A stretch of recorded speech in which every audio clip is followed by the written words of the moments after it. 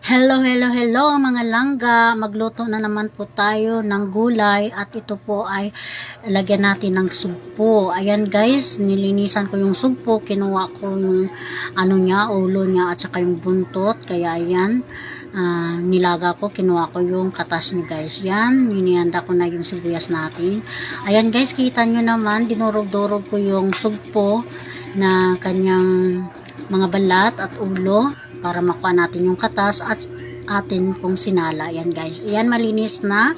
Ayan, nagisa na ako ng bawang sibuyas at syempre pa guys, sugpo din.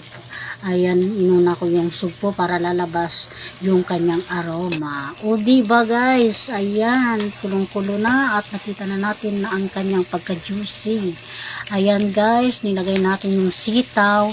Yung sitaw natin guys, digunting-gunting din natin na parang Bagyo Benz din. O diba, ayan, imekos-mekos natin yan guys para magpantay yung lasa. Ayan, binuhos ko na din yung sabaw na kanina na ating sinala. Ayan, kitang-kita nyo, kulong-kulo na.